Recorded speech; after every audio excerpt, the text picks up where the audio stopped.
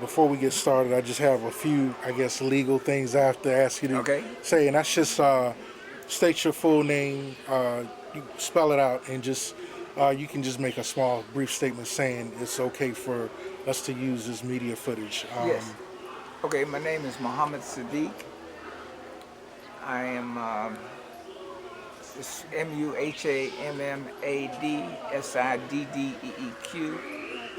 I am a willing participant in this interview, and this interview may be used in the manner for which the interviewer has chosen to use it. So, I guess initially, one of the things we're doing with our project is basically trying to find out a little bit about your background, what maybe brought you to Islam. I know it's probably you can give me a long, twisted tale, but I know I can't get everything now, but inshallah, you would just share briefly why you became Muslim.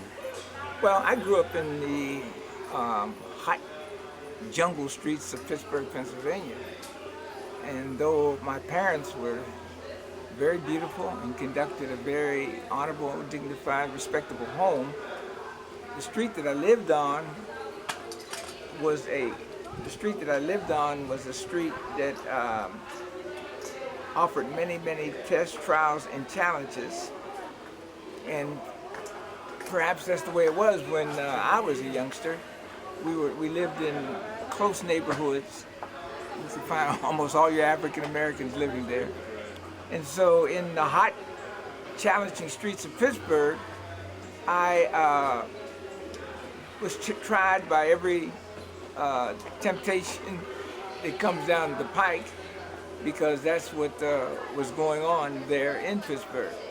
However, I felt there was a vacuum in my life. My mother had me enrolled in the Trinity AME Church. Some of the most beautiful, wonderful people that I can ever remember, that I can recall, and I thank Allah for them. But despite their beauty and their sincerity and their love and concern that they had for us, there was something philosophically missing for me, and something that my spirit was calling for that wasn't being offered at the church. And so in my hunger for answers to questions that were not being answered, I ran across the brothers in Pittsburgh who were promoting the Islamic idea, the Nation of Islam idea. And I went to the temple because I was concerned. This is back in the 50s, around 56, 57. And I think the first time I heard it was 56 in Pittsburgh under the late minister or Imam Mustafa Hussein. Mustafa Hussein was the minister sent by the Honorable Elijah Muhammad from Detroit, Michigan to Pittsburgh, Pennsylvania to oversee the temple there. And when I heard the teachings of Islam as taught by the Honorable Elijah Muhammad, was being administered by Imam Hussein, I immediately was captured by the clarity and the answers and things that they gave to the questions, and the fact that they opened up 4 questions and actually characterized the Bible as a problem for us. So anyhow, that was my initial beginning in getting involved in Islam, running from or looking for answers and leaving the church, but not because the people were bad. The people were the most beautiful people you ever want to meet. But I was looking for answers that no one there delved into, or no one seemed to know how to articulate. Okay. Now, so you started out in the Nation of Islam. Yes.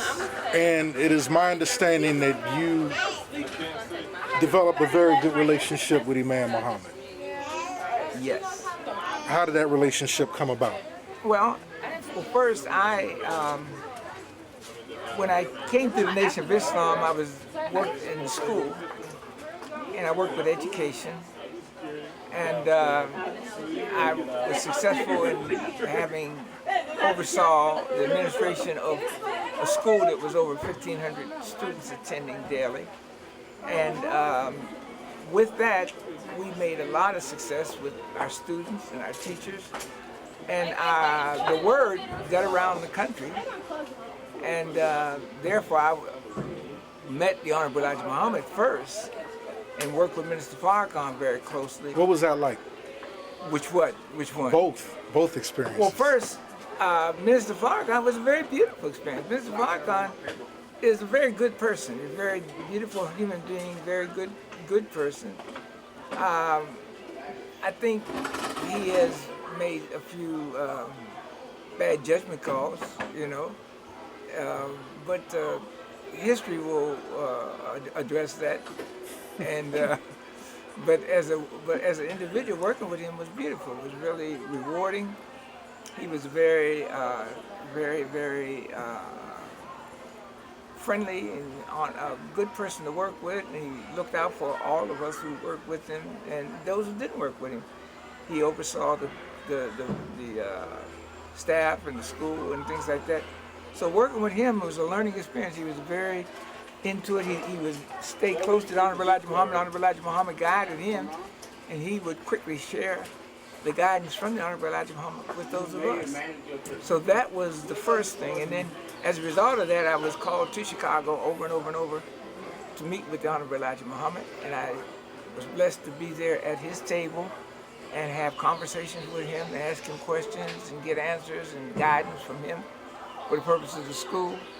And beyond that, I was able to work with his wife, Sister Clara Muhammad, who was involved in most of the time the science fairs, but she was involved with the school. And I was privileged to know her and work with her as she did her judging of the science fairs and things. And I was also blessed that when she took sick, we were on a tour. I was on a tour with Mr. Farrakhan on the West Coast, and we got a call to cut our tour short. And we did, and we came back from over out in California and on the West Coast. We had been to California, Oregon, Washington, places like that. And we came back to Chicago, and I was blessed to come to her bedside while she was sick, right before she passed away. And I heard her request of Minister Farrakhan. She said her request was, help my husband. That's what she said. Brother Minister, help my husband. Help my husband. So I was blessed to work with her and know her.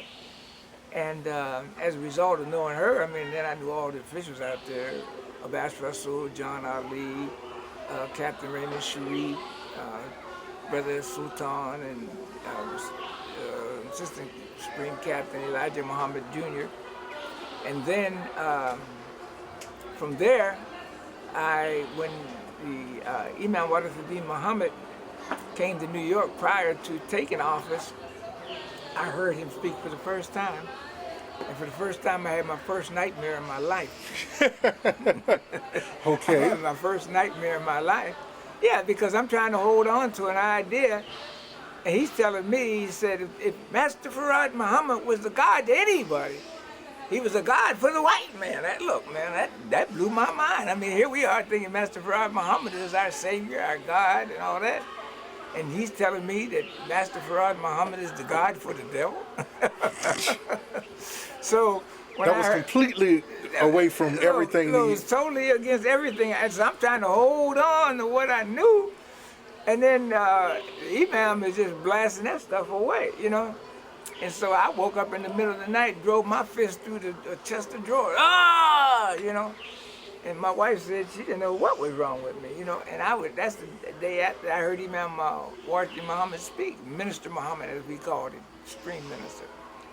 And so when I heard him, and on top of that, Minister Farrakhan asked me to get the tape, because he spoke in New York City. This is before he became head of the community.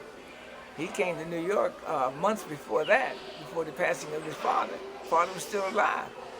And Minister Farrakhan instructed me to get the tape and transcribe the tape. So now I'm going over and over and over, listening to these things that this man is saying. which is totally adverse to everything that we had learned and everything we knew. And so, but it captured me. It captured me. I was mesmerized. Never heard no one speak like that. Never heard no one speak like that, you know? And so then after he had spoke, then he was back in Chicago and he was giving different interviews and different things, and there was all kinds of rumors out there that he's trying to take over and all of that. And then when we got near Savior's Day that year, this is 75 now, I was in the late part of 74 when we first met him. But in 75, got near Savior's Day, he sent for all the ministers to come and witness for themselves the condition of his father. He wanted them to see for themselves. And everyone went out there, all the ministers went, but Minister Farrakhan. Minister Farrakhan was instructed by Valora Najib, don't come. She said, don't come. She said, because when the Honorable Elijah Muhammad gets well, he gonna bust all of them. All them ministers who were busy supporting Wallace, you know, and listening to Wallace. And so Minister Farrakhan was caught between a rock and a hard place, because Valora Najib was the spokesperson for the Honorable Elijah Muhammad, being his chief secretary. And what basically she said went. And so he hesitated in going, and finally he waited to almost the day before Savior's Day to go. And when he did go, he took his son Joshua, I think, with him, and maybe Wallace, his other son, who became Mustafa, and they went to Chicago in preparation for the Savior's Day, and he did go visit the Honorable Elijah Muhammad, and he did witness the Honorable Elijah Muhammad's declining health circumstance for himself. And so when we arrived, first of all, we were back in New York City. We were back in New York City when the word came that the Honorable Elijah Muhammad had passed. Okay, this is the day before Savior's Day. And we got the word that the Honorable Elijah Muhammad had passed away. And when the NBC, ABC, CBS, and all of the big news networks were tearing down the door of the temple in New York City, number 7, when they came and wanted to interview, Minister Farrakhan was gone. Everyone was gone but me and Ishmael Shamsuddin, who was the secretary, and Ishmael said, you handle it. Because I was like an assistant to Minister Farrakhan, and Ishmael was the secretary, and we were the 2 highest officials in the city. Ishmael wasn't going to handle it, so they came to me. And when they came to me and asked me about the passing of the Honorable Elijah Muhammad, I laughed at them. I told them, I said, Honorable Elijah Muhammad is alive and well. They said, oh no, Brother Clark, this is Gil Noble, who had the program Like It Is out of New York City. He said, oh no, Brother Clark, we got it right here on AP, UPI, and all them. He said, they sent this out saying that Elijah Muhammad has passed.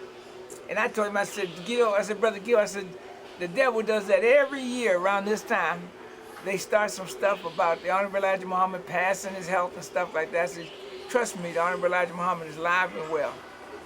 Well, that threw him for a loop, and I guess it threw everyone for a loop, because we proceeded up into the building and went on talking to our teachers and told them, hold fast to this belief. Don't let no one shake you. And so we then left the temple and headed for the airport and boarded those Eastern Airline jet planes that we had reserved, and headed for Chicago. Now, when we got to Chicago, when our planes landed, I was on the first plane, and so Brother Larry, who is assistant to Minister Farrakhan now, and was also assistant to him then, he was the first one on the plane to greet us at the airport. And he came on the plane, took the microphone from the stewardess, asked her if he could speak. And first he called me aside. And when he called me aside, he told me, he said, Brother Director Clark, he said, look, you got to, he said, don't show no emotions. He said, but Honorable Elijah Muhammad has passed away. Well, that floored me, You know, I mean, I didn't show no emotion. I said, yes, sir. So he said, we got to be strong. He said, and we got to, work together on this. So then he made the announcement. He took the PA system and made announcements to everyone on the plane. Went to the next plane, did the same thing. I think we had about 3 planes. And he announced to all of them and told them that Honorable Elijah Muhammad had passed away, and we should show no emotion, just keep stiff upper lip, okay? So as the MGT, all the sisters had on their white, what we call holy garments, and they had their white garments on, and as we walked through the airport, all you could hear is the swishing of their garments. Not a word. It was eerie. It was eerie. Not one word was being spoken by anyone. And people were standing looking because the news had gotten out that he had passed. And also the news was out that we were having this major convention in Chicago. And so, people were just basically checking to see our reaction. And we had none. So anyhow, that initiated my effort into what was called, or my involvement into the second resurrection, because we went from there, and of course the Honorable W.D. Muhammad, who was then called under the title that we had for him, the Supreme Minister, he then took charge at our desire and request and support for it. And so he began teaching us and evolving us into where we are right now. So that sort of sets the stage. For me, I then went down to Tallahassee, Florida to become the imam, and he was invited down because I was on the faculty at Florida State University. And when being on the faculty down there, I was able to facilitate an honorarium and everything like that for him. So he came and spoke to us in Tallahassee, Florida. And that's where I first met him. And personally, I saw him, of course, when he came. Again, what year was this? This was in the year 1978 or 9. And you started with the Nation of Islam in what year? 1956. So we 20 years removed from the scene. Yes. Wow. Yes, sir. You're a young man in Islam now. Yeah, well, Allahu Akbar. I would like to believe that. I would like to believe that, yes, sir. Okay. So I want to back up a little bit, because you've given us a lot of foundation about not just yourself, but basically your story is probably synonymous to a lot of the men and women of your age, yes, who are now practicing Islam in America, who are African American. Yes. Did you ever think you'd be at this point from where you started? Never could even dream or visualize this point. What does it feel like to not only see yourself grow to the development where you are now, but to see how you and others before you have influenced our generation today? Well, first, it's a great honor, and it's a big struggle, and it's a big challenge, and it's not easy, because there's all kinds of banana peels on the road, you can be moving down the road and slip, because I've seen people that I'd never dreamed would walk away or would fall away or get lost in confusion. And this time, it just blew my mind. People that you see and you think they're rocks. Even with my relationship with Minister Farrakhan and my friend Brother Larry, I love them tremendously, and they've been my friends for life, and I'll always love them and respect them. But at that time, I felt quite let down and disappointed, because it was my understanding from all that we learned in the first experience that if a new leader comes on the scene, or if we got busted, or whatever the case was, we would salute and keep on going and follow the new leader, not anticipating that leadership at the level of the Honorable Elijah Muhammad. We're taking it like along the level where Malcolm failed his test. We felt that he failed his test because he was tried by his leader, and all he had to do was accept his penalty. He spoke out of turn. He was instructed not to speak, He went against that. Then when he spoke, he jeopardized the lives and the safety of innocent members of the community who may have loved and respected our president, late President John F. Kennedy. And to make a sort of flippant remark, which could be true, but was not wise, set the stage for a possible attack on innocent people. And so we're thinking that Malcolm having made that mistake, there was a lot of talk, especially coming from the level of the ministers, that you don't want to be a hypocrite. You don't want to go the way of the hypocrite. And they called Malcolm the big hypocrite. And you don't want to go the way of the big hypocrite, you know. Now I got a question for you on Yes. that, because you were there, Yes, and media presents one yes, position. This is their proposal, yes, and the truth has its proposal, which sometimes doesn't come to light. And I'm more interested in getting a better understanding of. I wasn't there, so this is like the first time I've heard the undertones of what you're speaking about with that situation.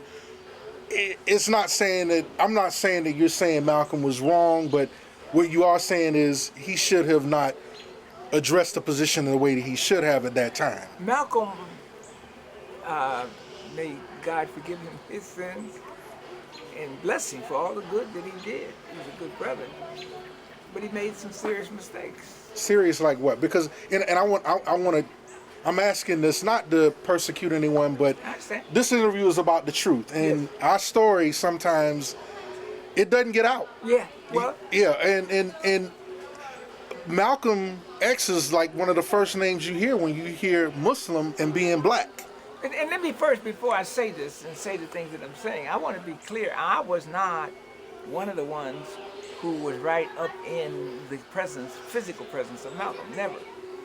But I worked with all of his assistants, people who walked with him, talked with him daily, and have talked with all of them. You know, both women and men who know Malcolm intimately. And then I was in the community under the same officials he was under, and I heard the rumbling, and I heard the different comments that have been made over the years as to Malcolm, and the thing that is said about Malcolm. When you first of all, you have to understand how the Nation of Islam was regimented and how it was set up. The Nation of Islam was set up where you had three major officials over the community. One was called the minister, the other was called the captain, and the other was called the secretary. The minister dealt with the teaching of the ideals and philosophy of Islam. The captain was the man who trained and prepared the men to learn how for self-defense and to maintain their homes and watch over their families and their wives and children.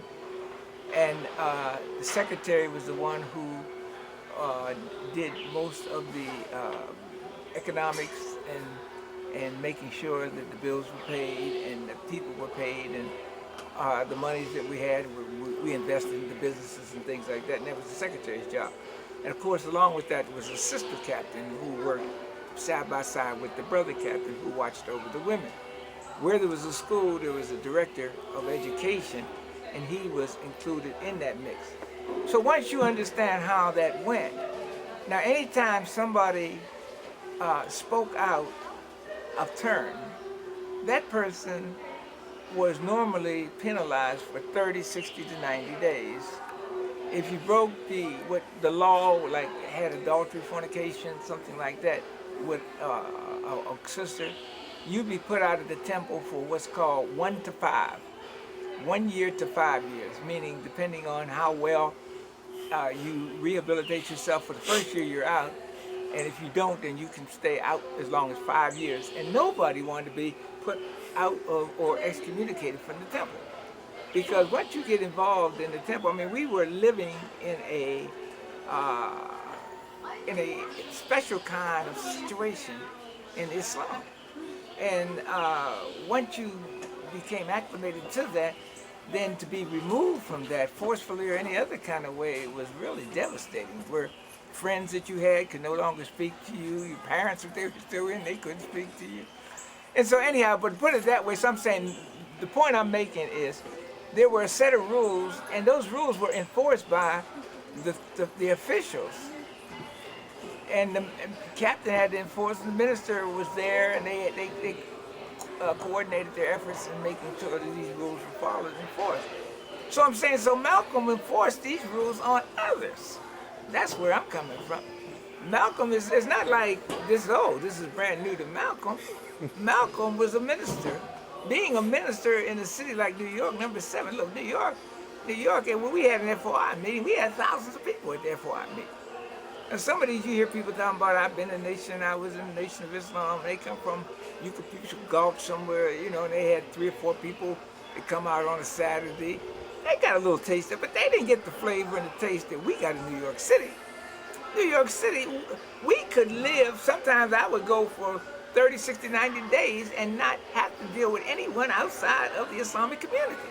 I could get my gas at our station, I could do my shopping at our market, I could go to the dentist with our dentist, I could go to the doctor with our doctor, I could go to the garage and get my car fixed at our place where we had, I could get my food through our food pantry. And so, I mean, all the stuff, I mean, I had my children getting educated going to the school, was our school. So I could spend a whole month, 2 months, 3 months, and really not have to associate outside of the community in New York. Now, that's not true in the smaller cities because they did not have those kind of support systems in place. But New York was very advanced and very sophisticated. So I'm saying that to say that Malcolm was a minister in the city. He wasn't just a good speaker. Now, see, people know Malcolm because he could speak.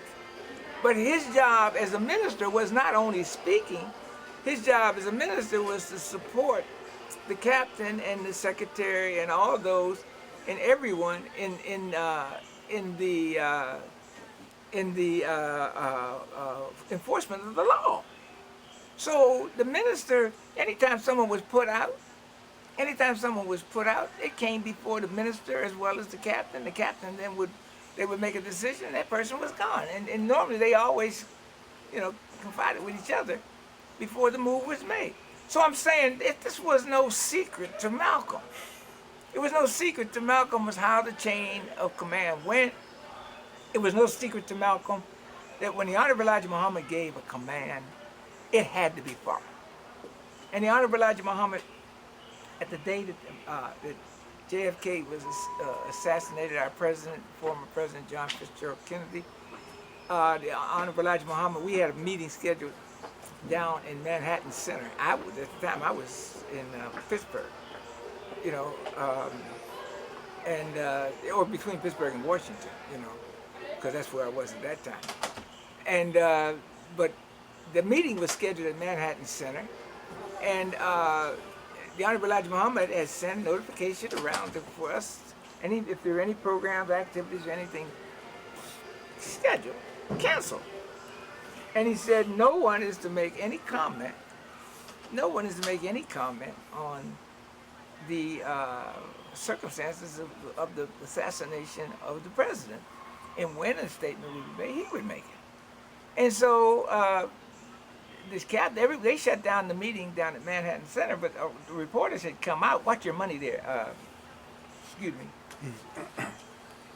So when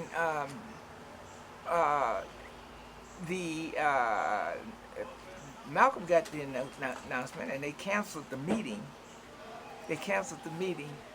And in canceling the meeting, there was a reporter that was lingering around. And I think the captain had told Malcolm that, everyone is basically gone. And this one reporter, he was going to have him removed. And Malcolm said, "Now bring him up here," according to what's been told to me. I'll talk to him. Well, that was not what he was supposed to do. So he took that shot, that chance, and when the reporter came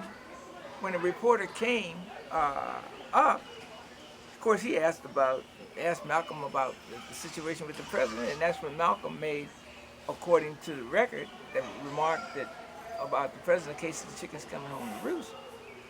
and then that went viral. You know, when it went all over the country, all over the world. You know, now that created a big dilemma for the Honorable Elijah Muhammad. See, Honorable Elijah Muhammad loved Malcolm.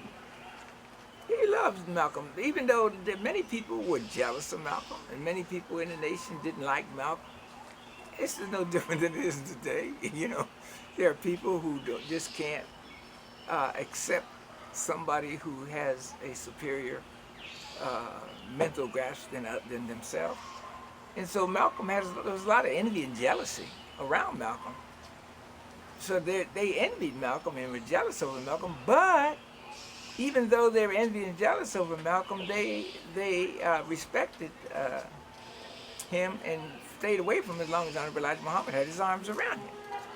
You know, as long as he had his arms around him, that's the way it went.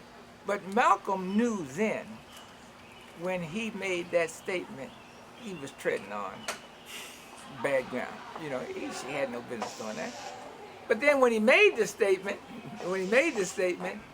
and said that it's a case of the chickens coming home to roost, and the Honorable Elijah Muhammad punished him for 90 days in Class C, he should have just saluted and said, yes, sir, and sat down for 90 days.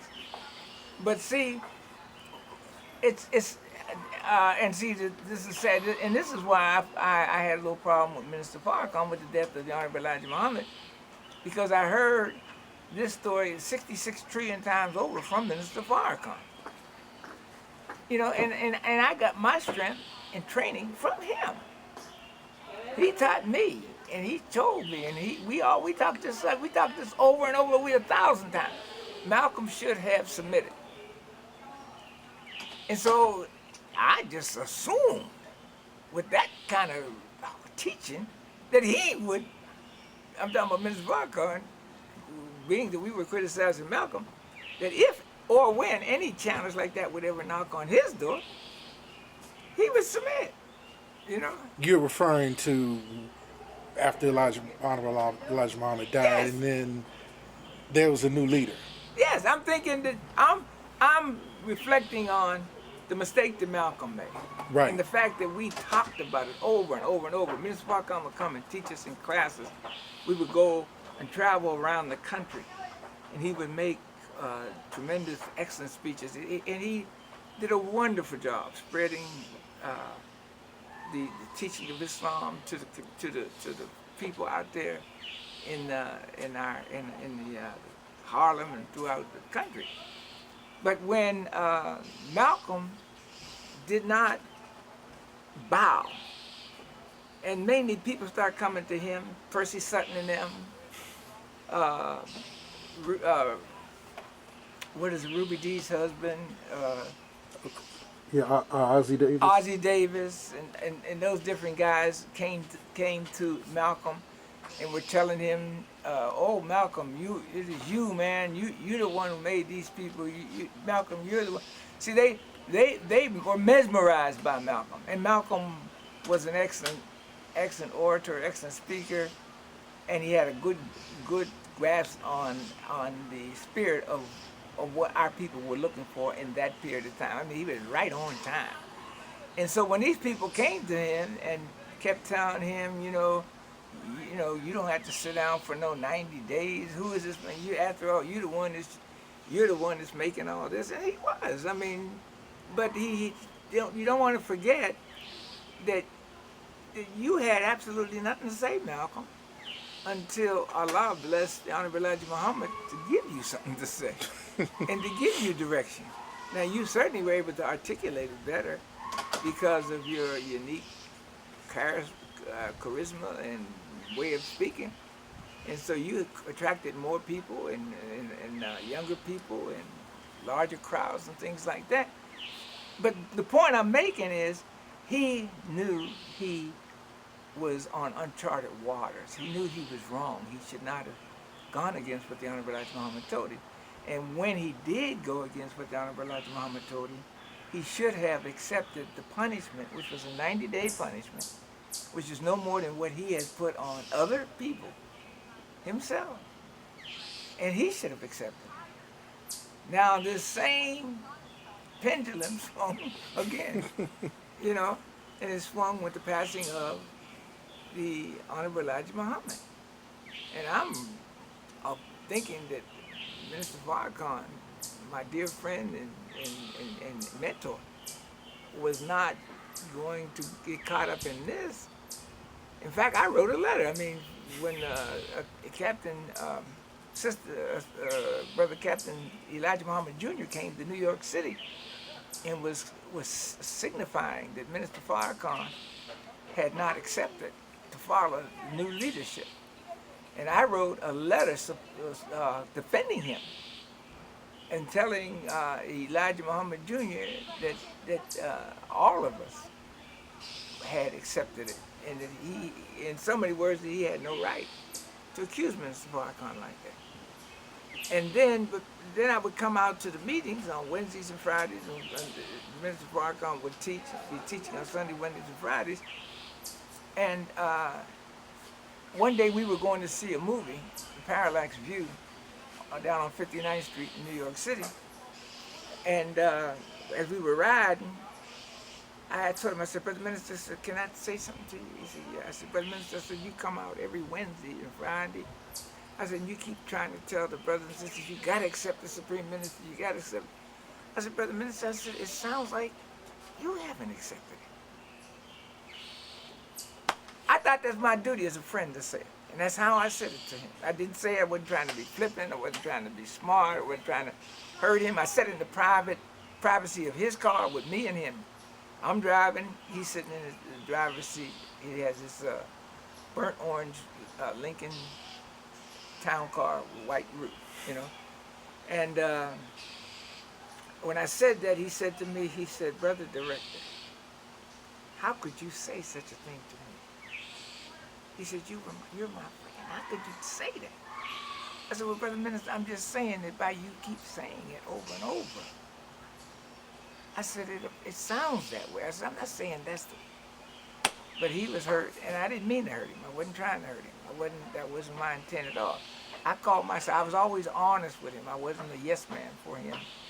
And nor was I a show off. I wouldn't, like if I saw something, I wouldn't try in the presence of other people look like I'm correcting him to try and get some bully points or whatever you call them, you know. I would find a quiet time or a time where it was he and I, or me, him, and Larry. We had very candid kind of conversations and relationships. But when I said that to him, I saw that he was hurt by that, and I didn't carry it no further.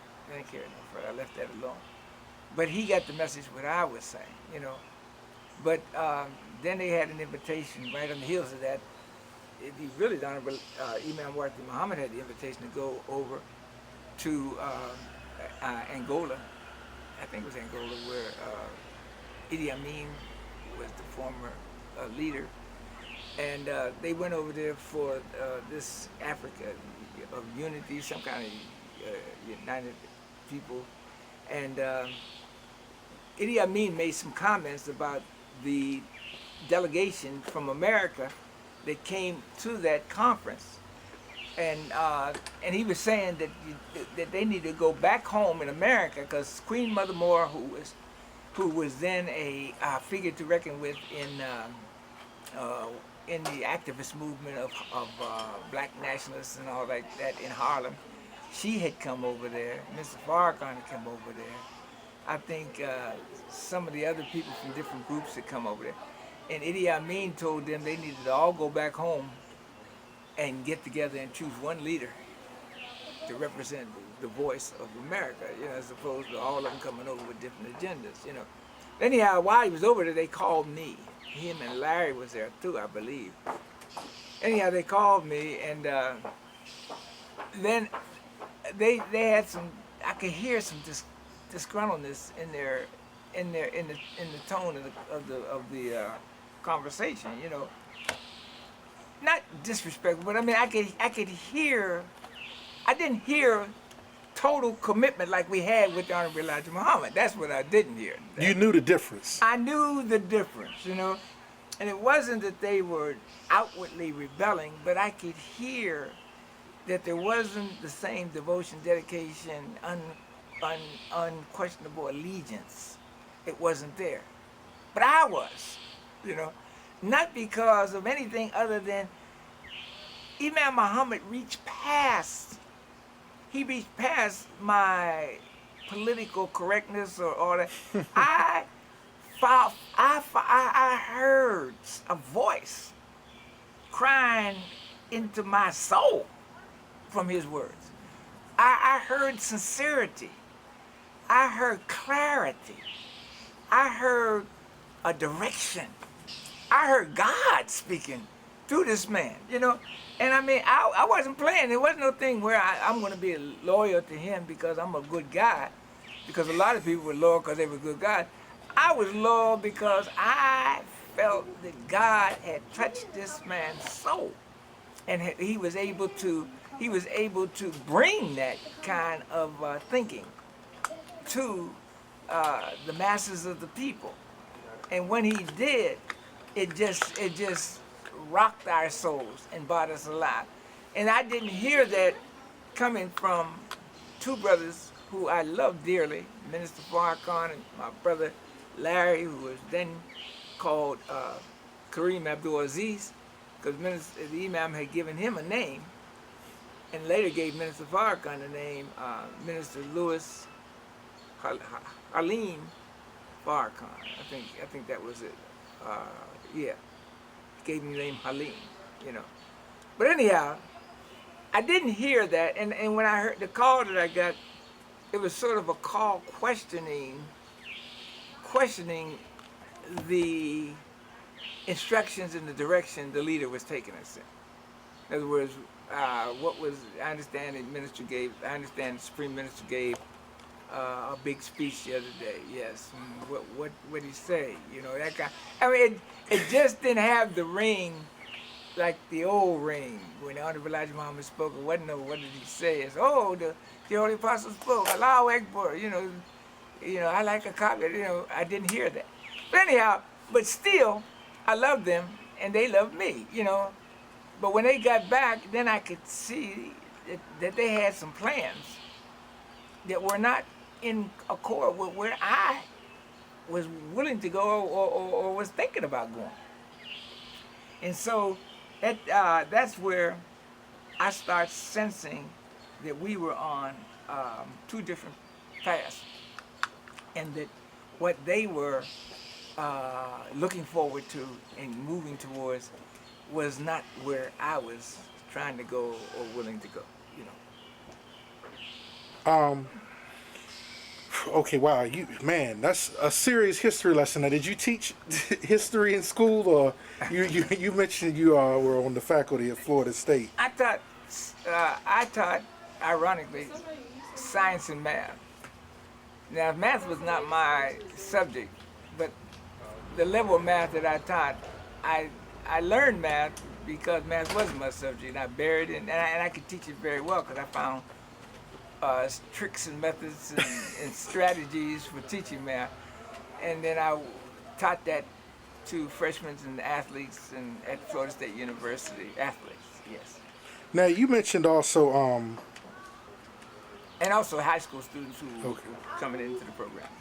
You mentioned there being sort of, I guess you could say, an insincerity when Imam Muhammad, I guess, began to take the reins over those who were following the Nation of Islam, and there wasn't the same type of motivation or sincerity in following him. From some, not all. From some, very few, at first. Mainly, I sensed it coming. I didn't feel.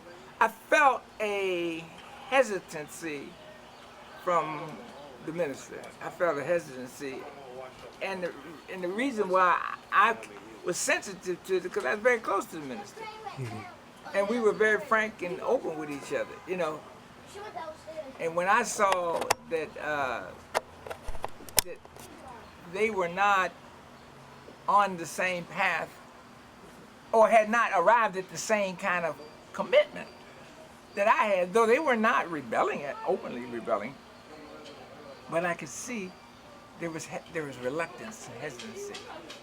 And it created a breach. And down the line, Minister Farrakhan approached the imam and told him that he felt that he would be more effective teaching the African American people. He felt that the imam's approach and way he was teaching was a little sophisticated, a little high for for the average brother or sister who be careful, you're gonna fall. I don't want to see that. Uh, so yeah, and I can understand where it's coming from. And when you thought about it, I said, well, okay, maybe that might be true, because the imam was dealing with a lot of symbolism when he first came into office. I mean, symbolism. I mean, can you break that down for those of us who Yes. might not be as, Yes. knowledgeable? Well, we were basically Bible people. The Nation of Islam, though we advocated Islam, we were Bible people. And the Bible, the language of the Bible was purely symbolic language. Metaphors, similes, hyperboles, and all of the language that was alluding to things and talking about one thing by pointing at another thing. And so the imam was breaking those things down and showing us a message that was there that the typical common eye was not picking up on, because it's literal acceptance of religious theology without any will in your spirit to question it, mainly because we were discouraged as Christians to question it. And even though we called ourselves moving into Islam, we've carried that same kind of thinking into our Islamic practice. We just sort of moved in from Christian values to Islamic values, but maintained the same kind of superficial approach to religion. And he was trying to show us that if we were going to grow and develop and progress, we had to get past the symbolic and literal meanings that were on the page and look deep into what had been written, so that we could garner and gain from that the deep message that God has there in the Bible as well as the Quran. And he was showing us how the Quran is a book that comes to correct the other books. All the books is called Qayyimah, the book that corrects, the corrected books. And so and he said that you won't ever understand the Quran if you want thoroughly understand the Quran, put it that way, if you don't realize what the Quran is addressing. The Quran is addressing problems and errors that were passed on through misreading and misunderstanding, or not digging deep enough into many of the allegorical, metaphorical, symbolical statements in Christian scripture and Christian writings. And so these are the things that he went after. And so I'm saying, with that, in that context, Minister Farrakhan had a point, though I didn't feel it was beyond the possibility or the capacity of African Americans to reach for.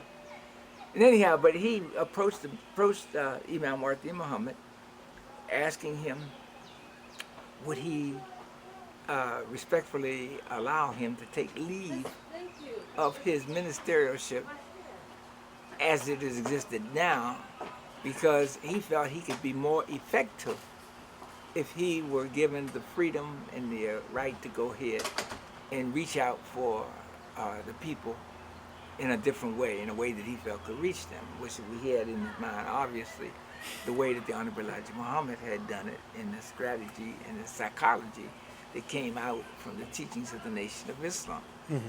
So the Honorable Imam Warthi Muhammad, he never hesitated. He said, sure, he supported me. He said, if that's what you want to do, I'll support you in that. He said, I'm not going to hold you to that. He said, I'll support you if you want to go, yes. And so he supported him.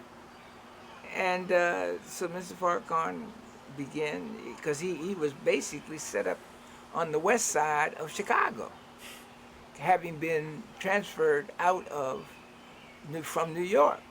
And see, it's understood. A lot of people think that, oh, Imam Muhammad just decided to take the minister out of New York.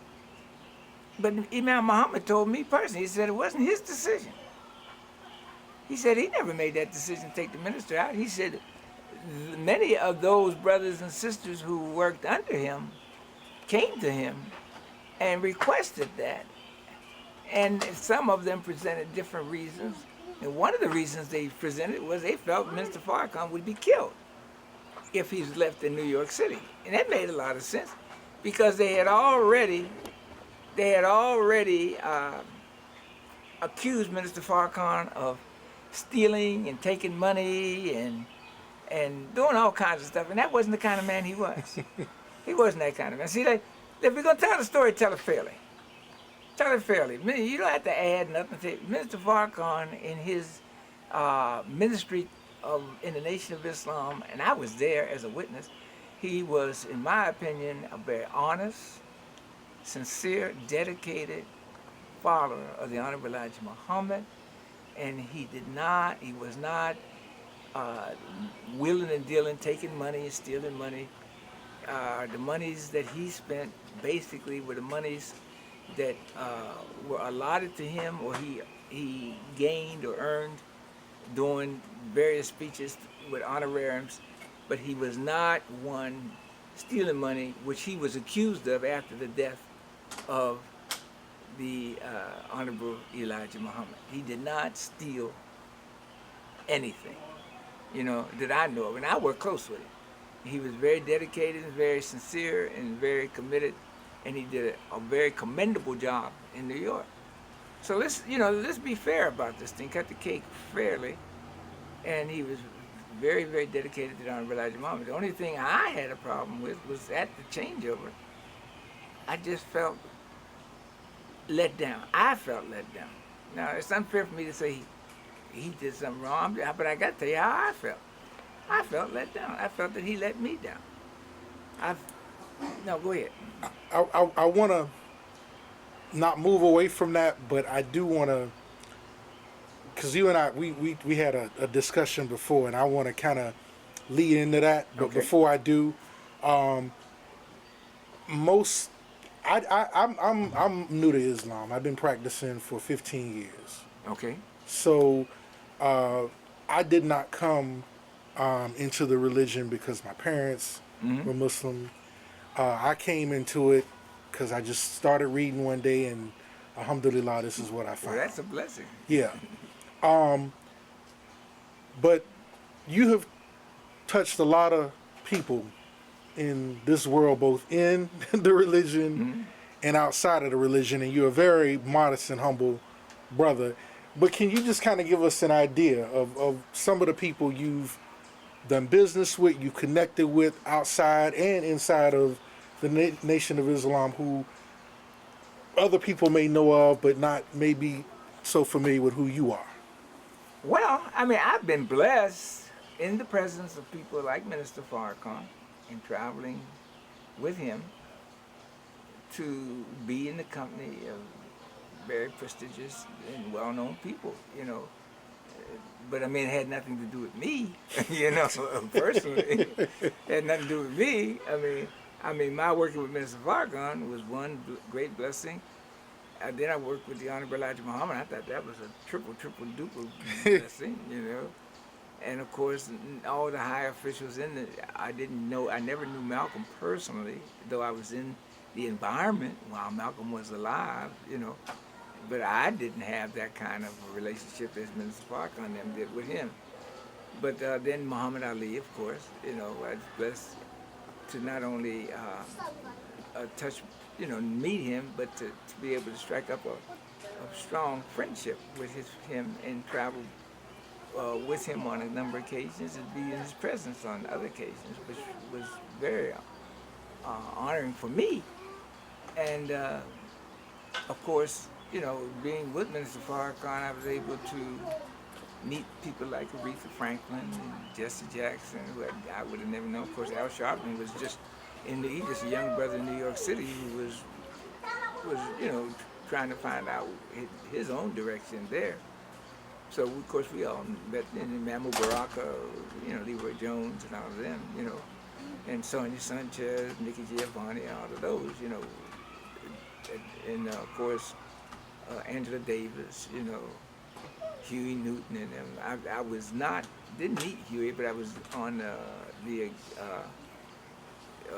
trip to Oakland where Minister Farrakhan did meet with him and the Black Panther leadership, And then also Nancy Wilson, of course, and Brock Peters. Been to Brock Peters' home, and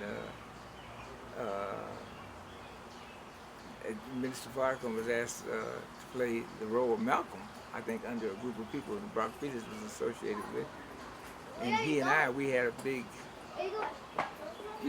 respectful disagreement over whether he should or should not play that role, and I insisted that he not play that role. I told him the day you play that role is the day that you and your legacy dies, And all you'll be known for the guy who played Malcolm, But anyhow, so much for that. Also, of course, we met Nina Simone, and a lot of the so-called who's who in music, just when we had Black Family Days and different things like that, and concerts, Gloria Lynn, when we had a concert with Gloria Lynn, we had to go close the contract and go down to her apartment and get the signature from her manager and everything, and her. And then, of course, I was blessed by knowing Minister Farrakhan. He took me with him to see Don Shirley. Don Shirley had an apartment at Carnegie Hall. He's a noted pianist and cellist, an excellent, outstanding musician. And he then, when Leontine Price did a concert, she had a after party, and she invited Minister Farrakhan, and he, of course, I was with him, took me with him, and we went to Leontine's party, and of course, the person who was there in the audience at her concert at Carnegie Hall was Leontine Price, Marion Anderson. And so now, and Boatwright McHenry, I think his name was, So I met them, and then also I'm friends to this day with Armena Hummings, and she is, I'm trying to think what is her last name, Ben. But anyhow, her name is engraved in the Steinway piano now. They have her name.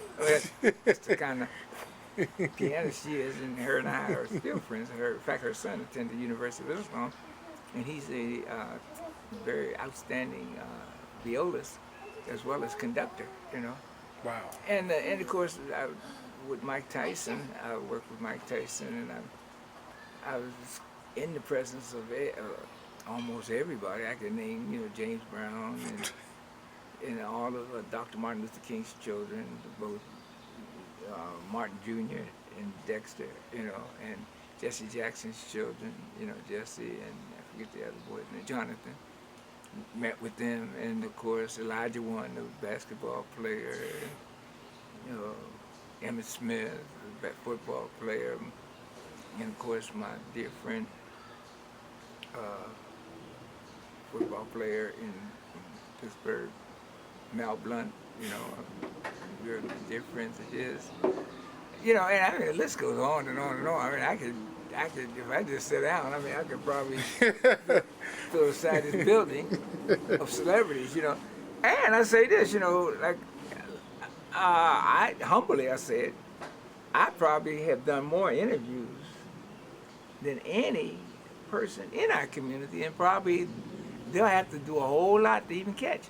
Reason why I say that, and I say it humbly and respectfully, but when Mike Tyson was released from prison, when he was released from prison, and I was his spiritual advisor, I mean, I was interviewed by every press. Look, I was interviewed by people from China, Japan, Australia, France, every country almost on this planet Earth, I mean, literally hundreds of of news outlets, from all over the world, all over the world, from Dubai, Saudi Arabia.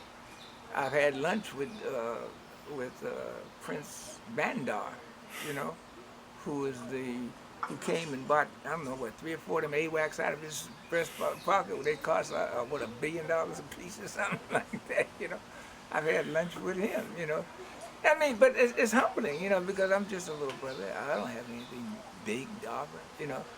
And but my point is, I feel what's painful about these things that I'm saying now is, if you weren't asking this question, it wouldn't get out. But I mean, I can't get a 2-inch or a half-inch article in the Muslim Journal.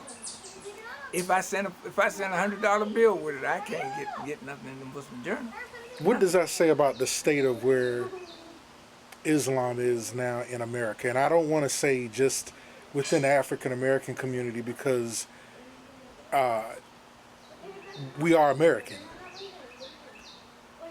I would say, I wouldn't equate it, I would not use the term where Islam is. I would say where the Muslim community who have taken on the responsibility of advancing Islam, where they are right now. I think if we don't make a mid-course correction, we're going to do almost the same thing that happened in the time of, according to the biblical scriptures, when the children of Israel came out of Egypt. They had to walk around and wait for them cats to die out before you get anything done, because they were so locked and clouded with yesterday, And I'm saying that should not be. And I understand why. I've been critical of the Muslim Journal and the editor. But my criticism is in hopes of sparking or lighting a light in their soul and see what we're trying to get them to do. We got groups in our community writing about what's going on in Syria, what went on with Libya, Egypt. What they call they call it the Middle Eastern Spring. Yeah. So they're all into this. I don't know why I can't call it. Yeah, but was it Arab Spring? It's Arab Summer. Arab Spring, Summer, whatever it is. But they're all into that. I mean, there's nothing wrong with that. But where I find a problem is when we, as a community, have a duty to try and advance our little fledgling community forward. Why do we feel that these international giants need our voice to the exclusion of letting our voice be heard within our community? No one wants to speak out against the injustices in our community, but we got a brother who was former over the imams. He can't find it in his soul to address the inequities and justice when he stood as the convener of the imam. He couldn't find it in his soul to find problems with the way he was conducting and the way they were conducting their affairs. But now he's writing all about radical Islam and it being a oxymoron. Is he wrong? No, I think he's right. The article's very good. I think the article's very good. But the question is, what impact would they have? And how can you find such bold, courageous strength to write on that level and can't find it within your soul to write anything? I mean, I'm talking about anything. You could not find that, like, some inequities and injustices taking place in this community that are horrible. And they don't have the courage to write on them. None of them. Here's a paper. Every week, we've got at least 6 NPAs, National Press Association, I think that's what it's called, where you buy these articles. We don't need to buy a single article. If you would tap the resources you have, but you don't want the kind of intellect that others bring. They want a newspaper that is like a little newsletter. It's not a newsletter. It's a newspaper. And you want it to be a national newspaper, and you want it to grow, and you want it to develop, and you want it to reach people and influence. But yeah, how do we do that? How do we do that? You know, I noticed there was one brother was writing on an article, writing a series of articles. I've been watching for the continuation of his article for the last 3 weeks. I don't know what happened. You know, it just fell out. He just fell off the radar screen. I'm gonna pick up the phone and call him and say, brother, what happened?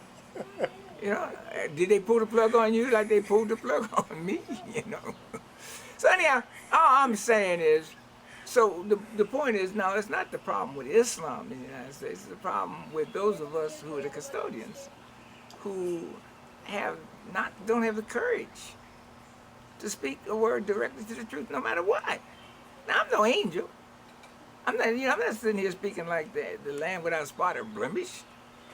It's probably easy. People can criticize me, and I mean, look, when they do, and they do, I don't run from it, and then you become an enemy on my enemy. I weigh it. I said, what is this person saying? And I asked my wife, what do you think? And she'll give me an honest answer. And then I really tried to make some changes in my character or the way I approach things. But it's not happening here. So these are some of the concerns that I'm concerned with in terms of what we are not doing. And if we don't come alive, we don't come alive soon, that paper's gone. Papers are going anyhow. Right. Media is changing. Papers are going. Yeah. And you're not going to get nobody to send you money to buy a paper online. They're not going to switch from, the subscriptions are down already.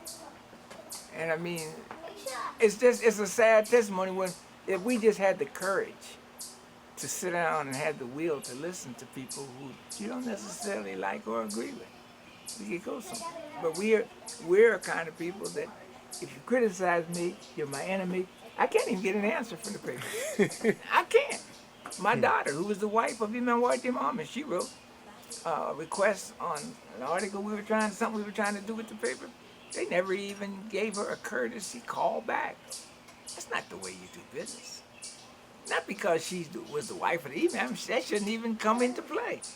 It should come into play if any individual, no matter who that person is, writes, you should take time to at least say, at this time we're not able to publish your article. That doesn't take much. That shows a level of intellectual development that we need to practice. But they got a scarlet letter tied around my neck as far as trying to get anything. Why do you think that is? I mean, because I know why it is. Because I am not predictable. that's why it is. Because I'm not predictable. In other words, I'm not going to disrespect you, but I'm going to give you an answer. I'm not going to be politically correct. I'm going to say as best as I can what is the truth. Just like with Minister Parker, I'm not hesitate to say that he was a good person. Everyone else wants to throw stone at. Throw no stone at him. Well, incidentally, I interviewed another brother. I don't know if you know A.K. Sabir, who is a resident of Atlanta Masjid. The photographer? No, he used to do. He was in Philly for a while. Sold a lot of Muslim journals I should say, Muhammad Speaks at that time, and he's an entrepreneur here in Atlanta. Okay. And he had shared with me at one point in time, he briefly lived across the street from Mr. Farrakhan when he had moved, I think, to Boston. Okay. And those were his exact words. So I'm not here to correct a wrongness of or that someone was slighted. I just want the truth, and alhamdulillah, a lot of what has inspired me to really talk to, brothers such as yourself is there are stories out there that we don't know about that are really instrumental to us moving forward. And I mention that because you had said something about symbolism, and we may not get to address it here as thoroughly as I know you could, but I personally I came out of Catholicism, and I felt like there were times that I was still a Muslim I was a Muslim in name, but I was still caught up in Christianity. Sure, you're going to be. It takes a while. Yeah, so when you said that, it kind of struck a personal chord. Like, okay, I ain't the only one, but yeah. But the reason I wanted you to sort of give us that breakdown, and I do hopefully want to get a chance to really talk more in depth about Imam Muhammad and your relationship with him. Yes. But one of the things I had heard you say in a khutbah, I think you were here last year at Al Mukminoon, and you mentioned, and forgive me if I don't say it exactly the way you said it, and you can deliver it the way that you said it, was that Imam Muhammad was a living example of the Prophet Muhammad, peace be upon him. I went further than that. Okay. I went further than that. I said he is Prophet Muhammad in the 20th and 21st century. See, first of all, look, the Christians have a simple song they sing. It is no secret what God can do. What he's done for others, he'll do for you. Now that's as simple as you can get. But that song says, if God saw the Jahiliyyah in Saudi Arabia 1,500 years ago, and he gave them a prophet, then what do you think he's going to do when he sees millions of people just drop below the level of animal existence and left there for 300 to 400 years, denied their religion, civilization, language, history, involvement in civil society, and then turned loose on society like a great big plague with no training, no money, nothing. Just one day, millions of people just saying, go on, get the hell out of here. And you think God is not going to step in and say, no. Nothing has ever taken place like that. It'd be different if they turn loose civilized people or intelligent people or trained people or people who understood economics and how to use the monetary system. We didn't know nothing. We were just one day on the plantation plowing the mule, and the next day told go for sale with nothing.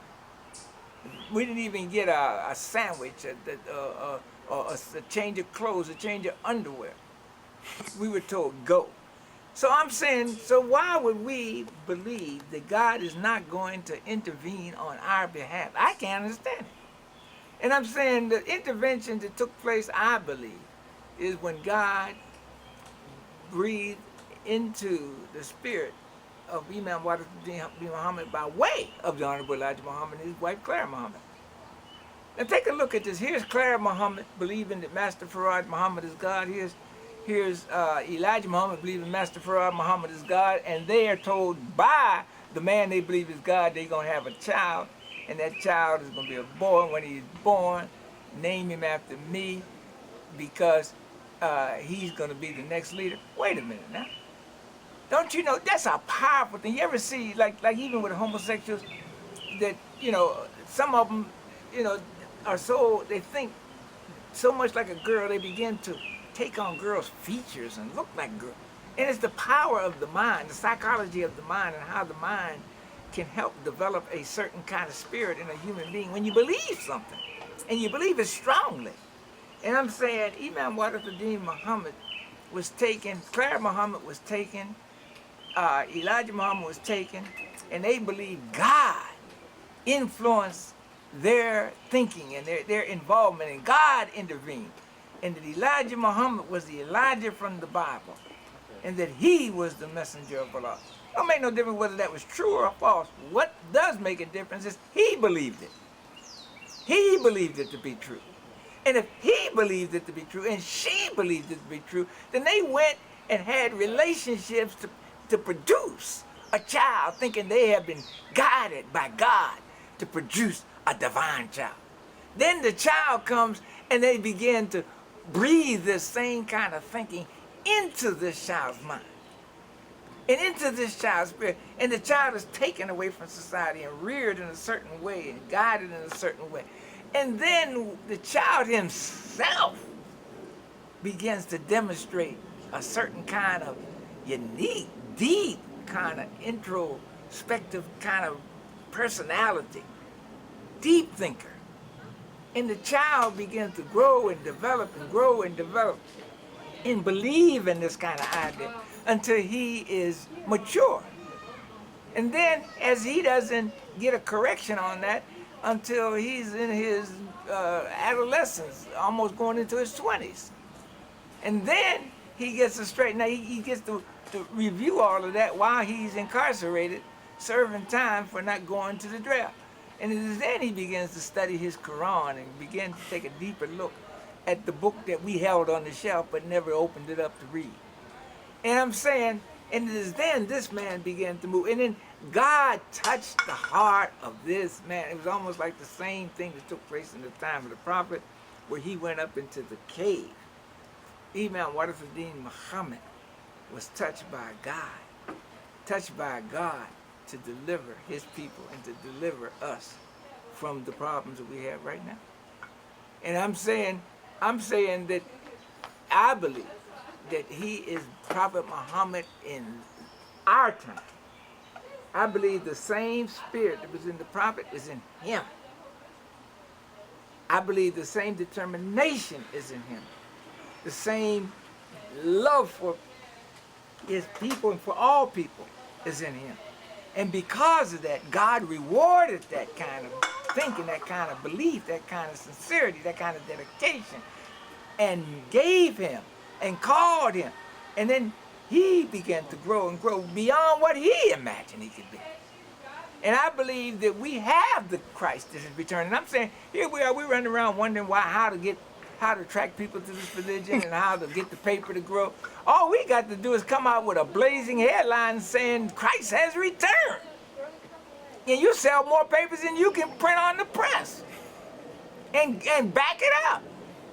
But you're too afraid to stand up and tell the world what is taking place. But we don't mind spending some of the collateral that he gave us. We constantly spend it, showing the people how smart I am. And other people have gone on to law school. And some become attorneys, some become doctors, some become judges, some become senators, some become congressmen, and all of that. And I'm not blaming those people, but I'm saying we're looking at all the progress that is being made, and we're missing the fact that we have not told the world what has taken place. For some reason, we are ashamed to tell them, or afraid to tell them, afraid that we might be laughed at, disagreed with. I don't care. I'm saying we need to stand up and tell the world the Christ has returned.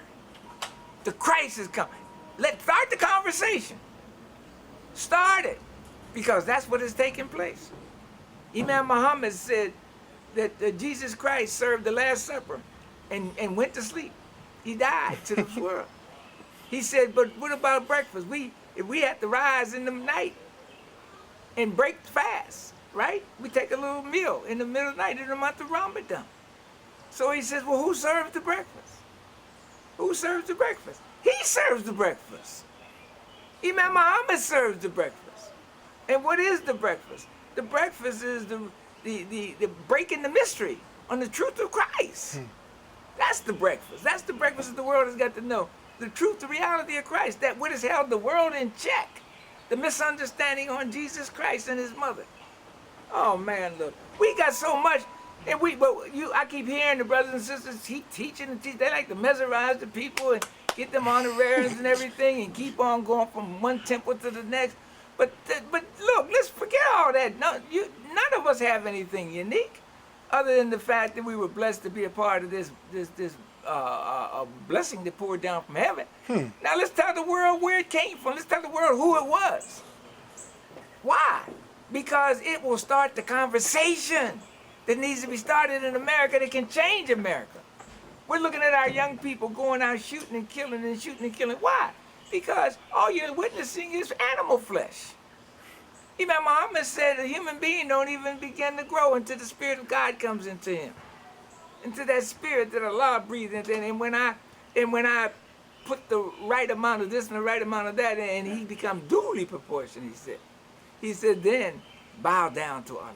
Bow down. So I'm saying, these are the things that I would write if I could write in the paper, but sitting up there week after week, losing sleep over what someone called me a radical Muslim. They're gonna write 2 or 3 articles on that. They're gonna write articles on these young boys from Tajikistan and all that. Here's to Tajikistan, okay? Here's to Tajikistan. That's all right. But I'm saying, after we take care of what we have to do here, then Tajikistan. But I have a quick question. Go ahead. How is what you're portraying not in contradiction to the Prophet Muhammad, peace be upon him, being the final messenger? He is. There's no need. He's not the final messenger. He's not the final messenger. He's the final prophet. The messengers will continue to come, and he was Allah's last messenger. But he's not the final messenger. But he is the final prophet. But my point is not that Imam Muhammad is a prophet. I'm saying he is Prophet Muhammad in this time. Look at our prayer. Oh Allah, make Muhammad successful. Why are we still saying that? I don't know why. We're saying it because there was a Muhammad to come. Muhammad is not. See, we're seeing Muhammad in flesh and blood. Muhammad is in a mission. Muhammad is in a goal, and Muhammad is in what God wants for people. That's not Allah. We weren't saying a prayer for a man back then. We were saying a prayer for the mission. We were saying a prayer for the mission. And so I'm saying oh Allah, make Muhammad successful as thou just make Abraham and the fathers. We're talking about a mission that we're to look for in this day and time. And it is here. The Jews are sitting around. Everyone knows it's here but us. Why do you think they giving Oprah all that money? Oprah thinks she did something. Oprah, look, they care less about Oprah. They can make and break Oprahs all day long. Hey, Jed, we need to take one of the negras and make a millionaire out of them. Well, why you want to do that, Jed? Well, we really, if they wake up and see what's really going on, they're gonna get trillions and trillions. We'll give them that wouldn't be a millionaire, and they'd be so knocked out they won't even know that they got trillions and trillions coming. Hey, look, Oprah, all the things, all the Whitney. Why you think Allah let Whitney sing like that? Because we need to be sang to?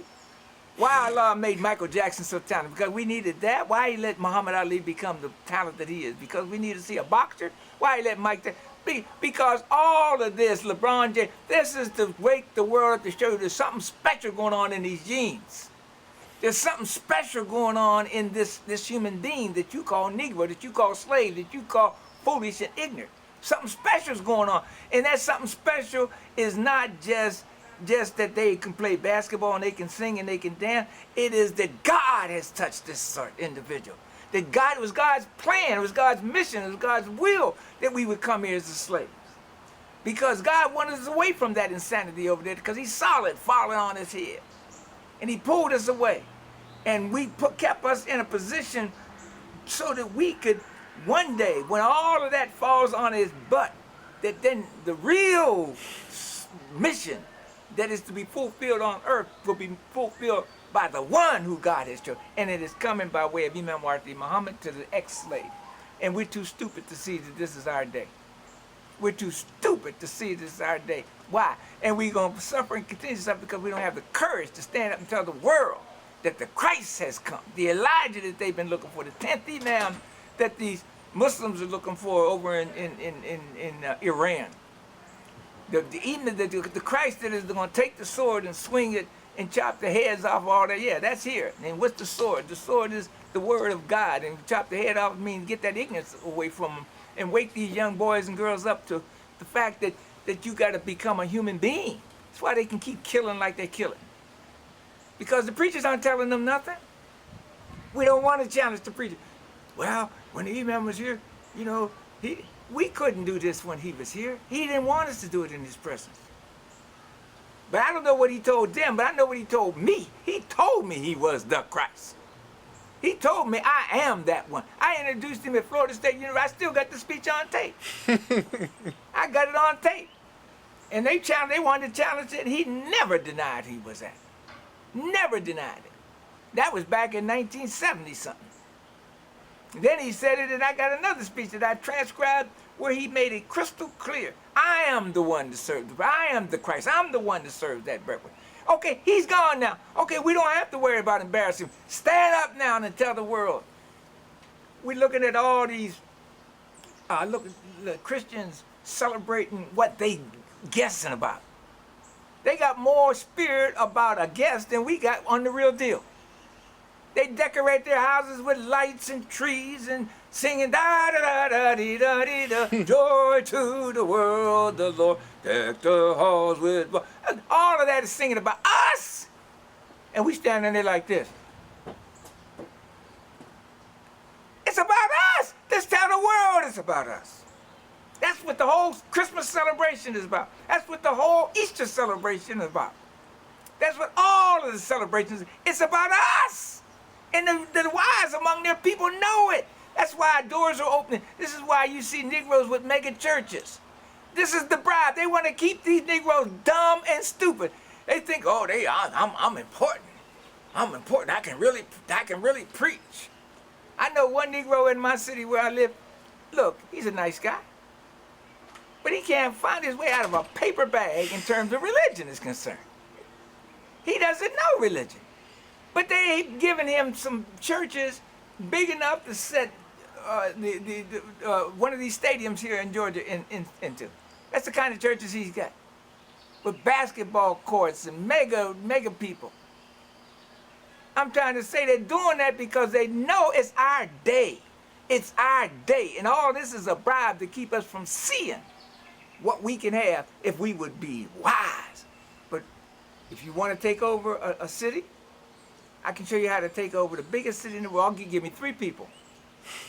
3 people. I'll send one to the radio station, one to the television station, and I'll send one to the newspaper. And then I take those 3, and I'll tell them, all of you all go and tell all of them that there's a man here already. They got bombs, they got nuclear weapons and everything, and just give up. And then I'll go out and make a speech to the world by way of the radio and tell them, give up everything. It's just too late. You got nuclear weapons. All you got to do is hijack the media, and you got them. And so we don't have media. We have one thing, newspaper, and it has laid down. They didn't have to hijack it. It just gave up. We don't see nothing in our news. You can't tell me when the last time in our newspaper you seen anything about our community. Nothing about our community. I mean, if you want to talk about international affairs, okay. You want to talk about people coming to visit, that's fine. You want to talk about news and current news, that's fine. But you have a section called Community Affairs. We've been in court since the passing of Imam Muhammad, and do you know hardly a single individual knows we're in court. Oh, and those who know we're in court don't know what the court case is about. They don't know what the court case is about because they're so busy throwing stones at the wife of Imam Muhammad. Right, last week, Wallace gets up and makes a statement. He's in headquarters. The headquarters is in Chicago. He calls himself the leader of the headquarters in Chicago. I don't want to quote. All you got to do is go and look at the first Sunday speech. Headquarters. Imam Muhammad killed that idea when he came into office. Chicago being the headquarters. And he's busy talking that talk now. With support. So all I'm saying, my dear brother, you asked why they won't give me a shot. They won't give me a shot because I'm going to tell it like it is. I don't care nothing about them. I love Kazim Ahmed. Kazim Ahmed is an excellent teacher, but he's derelict. Yahya is an excellent teacher. He is derelict. Just quote me. Shuaib is an excellent teacher, but he's derelict.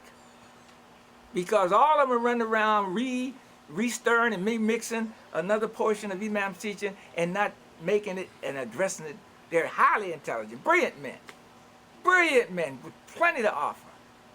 But they will not stand up and be accounted for. They won't talk on the issues.